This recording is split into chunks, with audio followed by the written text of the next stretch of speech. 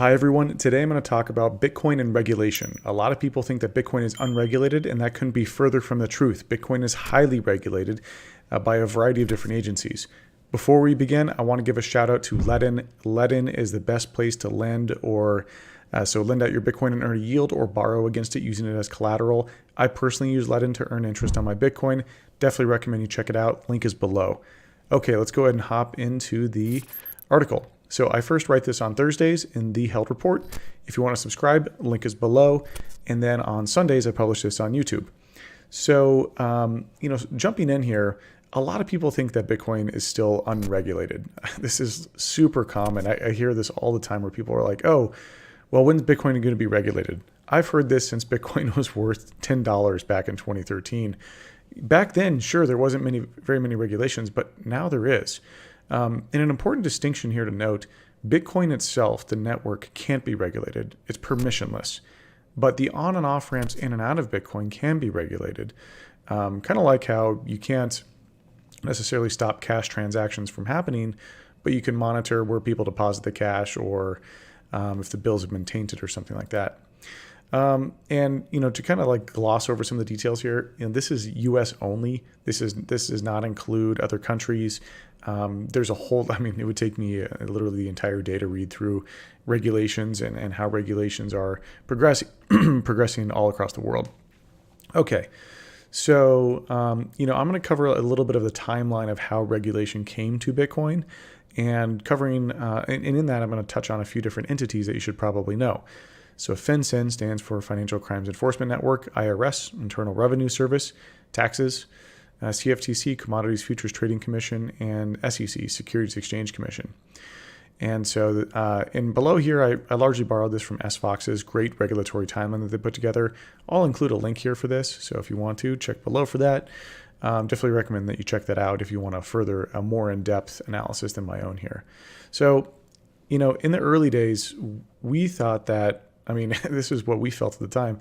I felt that regulators were going to come knock down our doors, because we were building this revolutionary money, and I thought that they would immediately recognize that we were, a threat to like the U.S. dollar.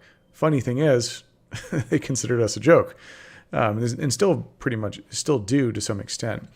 But the first agencies to really dig in here and provide regulatory clarity around Bitcoin was FinCEN.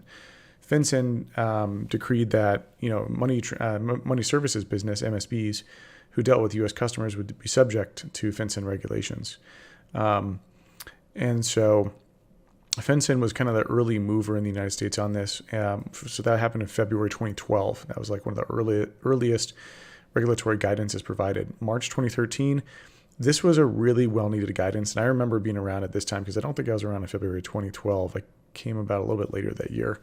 But in 2013, it was really great because they came out and said that, they didn't consider Bitcoin miners would be money services businesses, which at that time there was some uncertainty of like, man, if they like rule that miners are nodes, that they're MSBs, then that places a crazy onerous requirement on them. So luckily that didn't happen. But they very clearly laid out the fact that exchanges were MSBs. This was pretty clear to everyone at the time that like, okay, now exchanges, or if you exchange money for folks, that you'd have to do that. November 13, this was a big deal where they had Bitcoiners come to the Senate and talk about Bitcoin. I remember at the time it was really, really exciting because we're like, whoa, we're talking about Bitcoin in Congress. This is wild. So that was, again, I'm not a huge fan of huge fan of regulation, but at the same time, this meant that Bitcoin is big. April 2014, that's when the IRS issued guidance around taxing Bitcoin. Before then, it was kind of, we weren't sure if it was taxed as currency or property. And then in 14 as well, FinCEN clarified some of their guidance on MSBs. And then as the regulatory market matured, more and more folks came in. For example, you had like New York come in talking about the BIT license. You had the CME and CBOE come in, and they were able to create Bitcoin futures contracts because CFTC was starting to be open and wanting to work with crypto companies. And then in the SEC, and this is right after the big ICO boom. SEC, I think, really started to step in to give some guidance on on different, what ICOs represented. As most of you know, when you hodl, you don't have to pay taxes. But what if I told you could hodl and when you eventually sell your Bitcoin, you wouldn't have to pay any taxes? I didn't think it was possible until I discovered Choice IRA. Choice is the best retirement account to set up for Bitcoiners that lets you buy and hold Bitcoin, stocks, whatever you'd like without paying a dime to the government. How does that work? Well, Choice is an IRA, which means it's a special type of retirement account where you don't have to pay taxes if you hodl until a certain age with other qualifications. And the best part, I can self-custody my Bitcoin with Choice, which means I don't have to trust anyone else with my private keys. This isn't in a traditional like Fidelity brokerage account or anything like that. This is in my own key management setup. It's the perfect retirement solution for Bitcoiners. The best time to start stacking sats was 11 years ago. The best time is today. I should have done this a lot longer ago, and I'm super glad I found this service. To find it, search Stack Sats in the App Store or visit choiceapp.io/held. Link is also included in the description below. Again, that link is choiceapp.io/held. Cheers. And then, for example, at the time, Jay Clayton, SEC chairman, said that Bitcoin, was not a security, that Bitcoin doesn't exhibit some of those.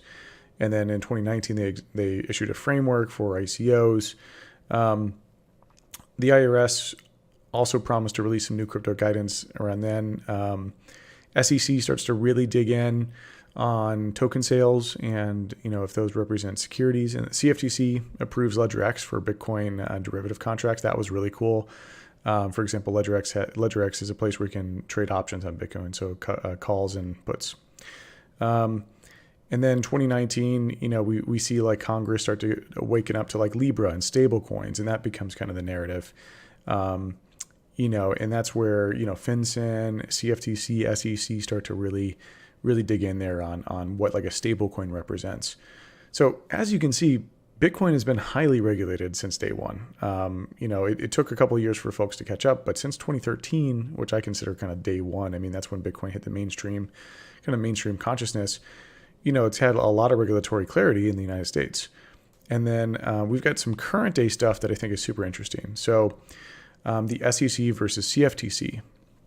The SEC recently came out with a statement that they have jurisdiction over various types of crypto assets like ICOs and stablecoins.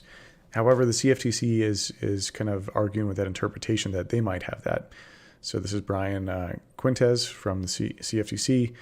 And so they're kind of having a regulatory battle right now over who can govern stablecoins. And then a lot of people remember the infrastructure bill. This was a big deal. This is still going. I believe this is still going through Congress. Still hasn't been passed yet. But in that bill, they include a weird definition of who is a broker, which would include like non-custodial actors like miners, which would force them to try to KYC all users, which is impossible. And maybe potentially even nodes as well. And then, per the broker requirements, they'd have to send 1099s, which is totally impossible. And so it's pretty insane that this section was ever even introduced. It really shows how ineffective U.S. governance is when it comes to regulatory, different new regulatory regimes where like this wasn't widely discussed. It wasn't nuanced. This was sort of slipped into the infrastructure bill, and a lot of Bitcoiners fought, and the whole industry fought against this. And they're still fighting against it right now. Definitely recommend check out below. There'll be a link to various agencies or various nonprofits that you can donate to that are fighting really onerous crypto regulations. And then you can also call this. I believe this number is a little outdated now, so just check out the link below if you wanna voice your opinion or support places like Coin Center that fight against bad regulations like this.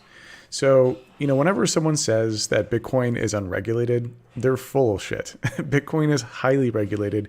I know a little bit of this got a little bit boring, but I wanted to show you that like Bitcoin is regulated. A lot of people go, oh well, it's impossible. There's no regulations around Bitcoin, but in fact, there's lots of regulations around Bitcoin. We don't need more onerous regulations stamped on top of it. Within the regulations that currently exist, those require a lot of work already.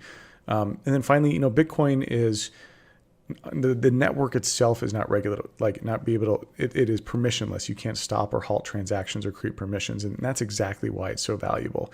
We can kind of think about businesses that work with Bitcoin being the gateways to this garden where you can do anything you'd like. And while these gateways have to adhere to regulations, the garden itself is this garden of permissionless innovation and fun. If you like this, please subscribe below or give me a like. It really helps out with the algorithm. Hope you enjoyed listening. I know it was a little bit dry because it's about regulations, but next time you hear someone say that Bitcoin isn't regulated, that's bullshit. Hope you enjoyed. Cheers. Bye.